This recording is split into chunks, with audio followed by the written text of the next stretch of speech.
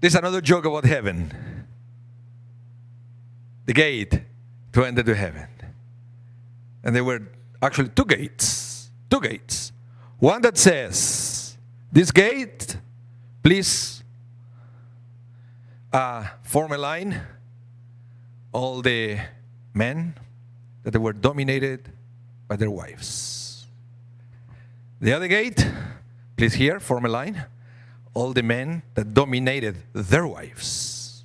The line, men dominated by their wives, millions of people. It went long for billions of miles. The other one, only one person. So Elijah the prophet came to that and said, are you sure you belong to this one? He said, I don't know, my wife asked me to stand here.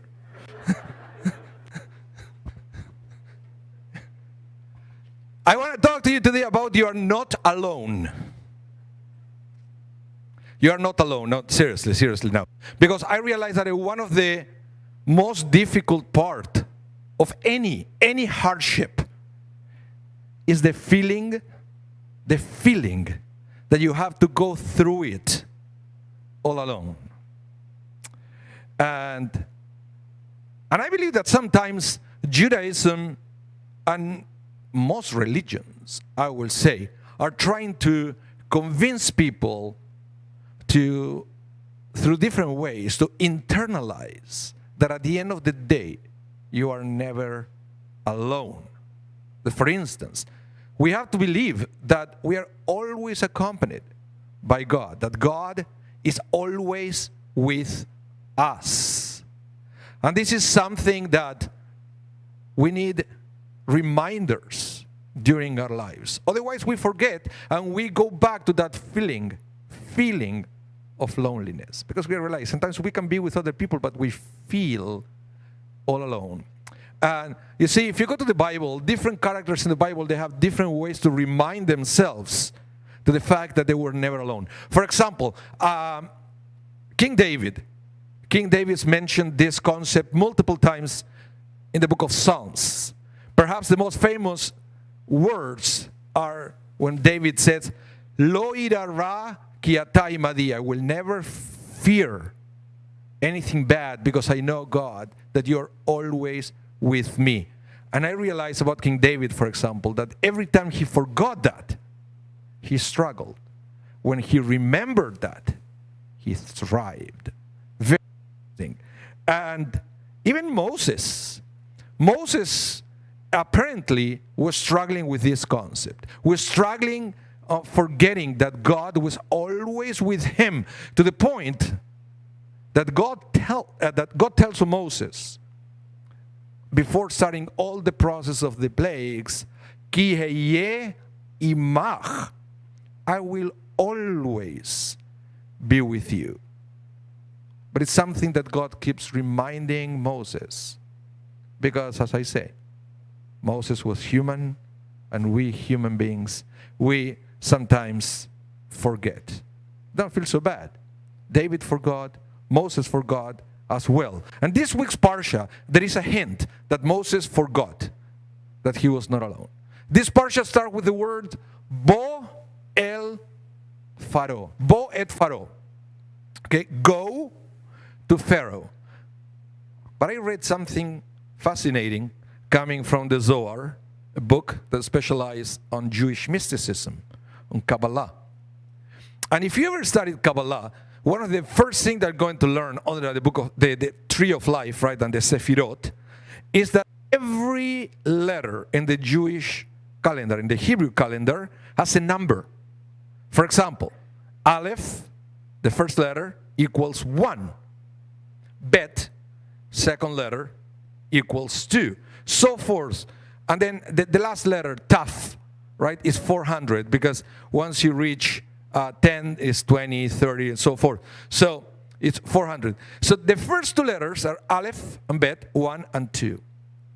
Another of the things that you're going to learn in Kabbalah is that the Aleph, the one representing the one, is many times used to represent God, that is the one.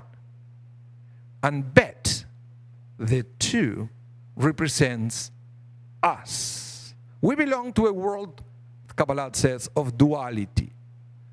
Before creation was only God, the one. The concept of the two, the material world, human beings, you and I, the concept of the two started with creation. So when the Torah talks about the one, is God. When it talks about the two, is us. So it's very interesting that at the beginning of this parsha is Bo el Paro. Go to Pharaoh. But the word Bo is Bet Aleph. 2, 1. In the sense that it wasn't Moses going to Pharaoh. It was God and Moses together going to Pharaoh. It's a way of God to remind Moses once again that he wasn't alone. That the two and the one are always together, especially when we have to face situations like Pharaoh. Pharaoh, as we were talking before during the Torah reading, represented the pure evil, the worst problems, terrible nightmares that you may have in this world.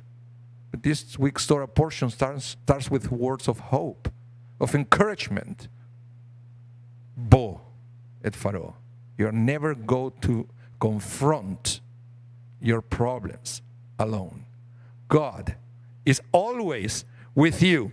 Now, we know from the beginning of the creation of humanity that God said in the book of Genesis, Lo tov heyot Adam levado. It's not good for human beings to be alone.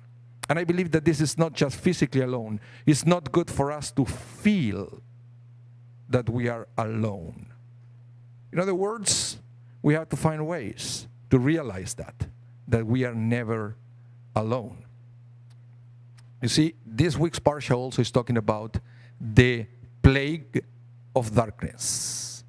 It says that for 3 days, nobody saw each other in Egypt. For 3 days, nobody saw each other. And then for the next 3 days, nobody moved from where they were. And then it continues by saying, Ulechol bnei Israel haya or bemoshvatam. It means for the whole people of Israel, there was light on their settlements. Listen to the contrast of this. It says, in Egypt, it was darkness. Where the people of Israel were, there was light at the same time.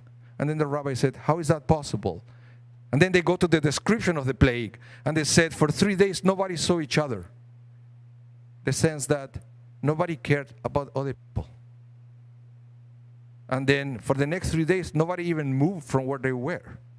Nobody went out of their ways to be with other people, to see what was needed or anything. In other words, during the plague of darkness, everybody in Egypt was alone. And to be alone, to that extreme, is what the Torah called darkness. The feeling of being alone. And the contrast was that the people of Israel, that eventually we're going to see at the end of the Parsha, how they were inviting each other to this first Seder, sharing everything with each other. To that, the Torah calls light. This is the contrast. When we are alone, we feel the darkness. When we share with others, we share light, and we live in light. Now, of course, it's important to realize that God is with us every step of the way. But it's also important to remember that God sent us here to partner with God. In other words, to do God's work in this world. But my meaning is, it's up to us sometimes to be sure that there is no darkness, to be sure that nobody feels lonely, to be sure that nobody feels alone. Because we know that it's not good for us to be alone. The Torah already said that in the book of Genesis. So this story is a reminder that yes, at a personal level, we all have to feel that God is with us at all time.